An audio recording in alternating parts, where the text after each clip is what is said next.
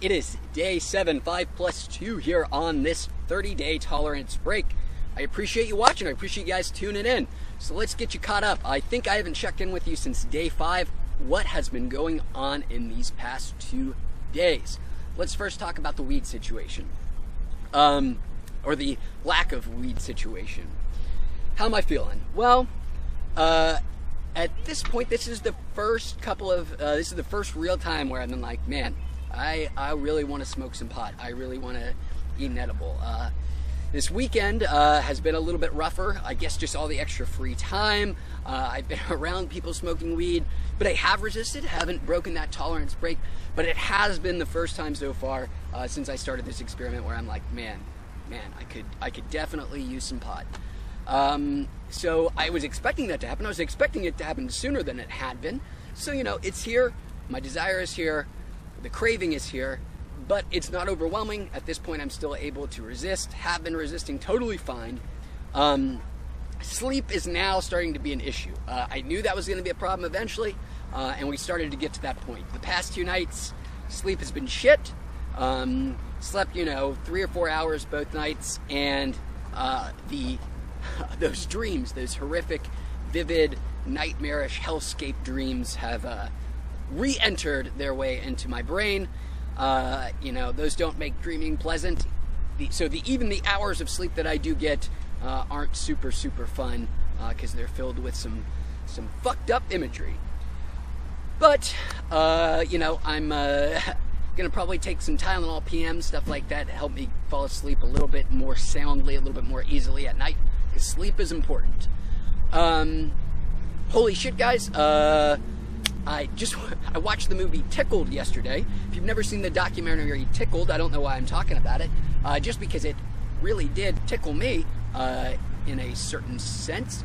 It is a fucked up documentary. I don't want to tell you more about it. It's on HBO. Check it out. Tickled. That's just a little aside. That's not even my cherry on top for you. So what else is up? Kratom. Let's talk a little bit more about Kratom. I have been doing Kratom. I've taken it every other day so far, and I still am not sure how to describe my experiences with it. I gotta say, I feel something on it, for sure, but the effect is so subtle. It's so subtle. It's just a little kiss of an effect. So it's there. I've been taking some more of I tried to take some of the sedative ones last night to help me fall asleep. Didn't really get me asleep. I think I took something like maybe 5 grams, and it didn't put me to sleep. It did make me feel more relaxed, however, a little bit more at ease, a little bit more okay with the fact that I wasn't smoking pot, but it wasn't putting me to sleep like pot would have. So, in that regard, I'm not sure. I've also tried some more of the sort of energizing ones, and that's the one I think there's a little bit more of a sweet spot for me. I tried Green Bali today, and had a good time on it. It was just energizing. My mood was uplifted a little bit. I just felt everything felt a little bit more pleasant. Again, it's nothing like weed, and for me, it's not a weed substitute, but it is helping me stay off weed. I don't think I would ever replace one with the other, but if I was ever taking a tolerance break and I knew I was going to have a rough time of it, maybe Kratom could come in and give you a little assistance. So I'm not against Kratom. It's just not as pronounced as I was hoping, and I haven't really tried to force the issue because I don't want to get sick again. I've actually thrown up twice on it so far, and I didn't really push it that hard, so I'm not, yet looking to really push it to get super pronounced effects because I guess my son's stomach is quite sensitive to it. So that's my experiences with Kratom.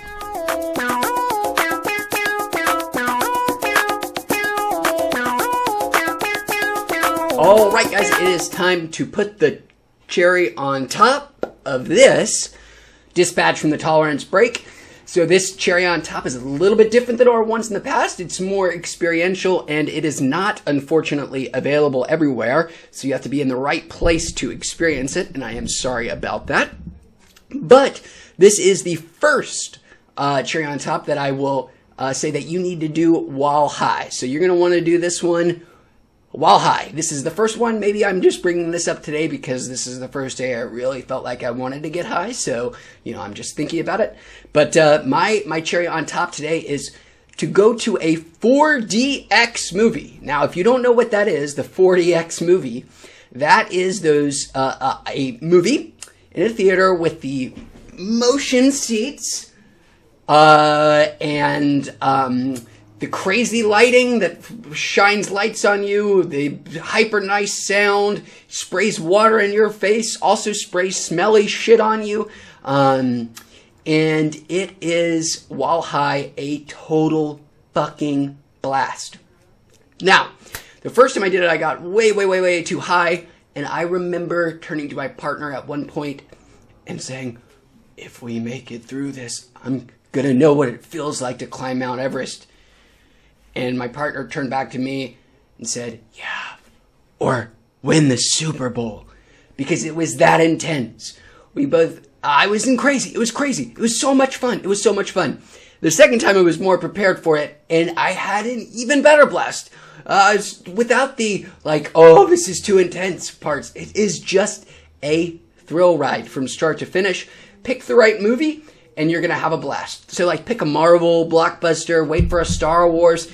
Go get your favorite edible, plunk your ass down, pay the exorbitant cost. It's like $20 or something to do it. But grab your favorite edible, go see your favorite blockbuster franchise in 4DX, and thank me when you get out, because you will have a fucking incredible time, guaranteed. Asterisks, as long as you don't get too high.